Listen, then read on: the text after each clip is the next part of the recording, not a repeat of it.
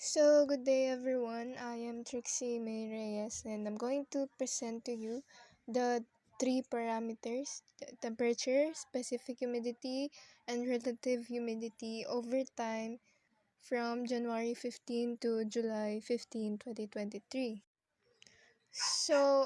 My location is Algeria, Africa, and I chose this location because dito matatagpuan yung Sahara Desert. Mahaba yung Sahara Desert and partly meron siya dito sa Algeria, Africa. And pinili ko rin to kasi gusto ko i-compare yung tatlong parameters and paano naapektuhan ng temperature, yung relative humidity, and of course, paano yung specific humidity lalo na sa dry conditions, yung location na meron tayo ngayon. So, as you can see here sa temperature graph, from January 15, mababa siya kasi winter, and tumataas siya as it approaches to summer, which is July 15. And also tuwing gabi, temperatures can drop even though it is a desert. So, makikita nyo sa ating specific humidity graph sa y-axis na maliliit ang values for mass of water vapor in a unit mass of moist air because of its dry environment nga kasi desert. But you can also see the fluctuations as it approaches to summer, and yun. But still, this is relatively low kasi nasa dry environment ang Sahara.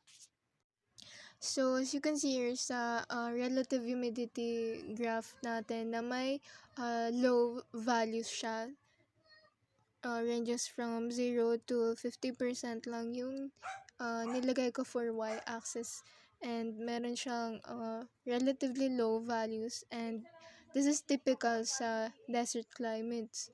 So, yung low values nito means air has a high capacity to hold moisture, but dahil sa desert ito, it contains little to no moisture, which means yung mga increase around 30% likely nangyayari kapag gabi, and it tends to be lowest kapag mainit. And as you can see here na relatively low naman yung values natin, and nag-i-indicate siya ng dry and hot environment ng Sahara Desert. So we have here the temperature, specific humidity, and relative humidity over time in Tamanrasset, Algeria graph natin.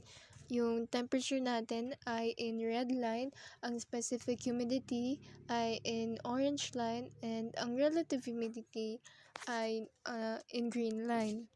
So, as you can see here, yung temperature natin from January 15, which is winter, ay mababa, and gradually nag-i-increase as winter approaches sa July 15. And you can see here also the specific humidity, which is in orange, ay remains low siya. Kasi it suggests yun nga, yung dry condition ng Sahara Desert. And of course, kapag dry naman, 'di ba, walang moisture. Little to no yung moisture content yung air, and hindi siya nagbabago. Doesn't change due to temperature. So, dito naman sa relative humidity na nasa green, nakikita na nag-fluctuate siya. Mas marami siyang fluctuations. And it tends to peak during cooler periods when temperatures are lower and cooler air can hold less moisture.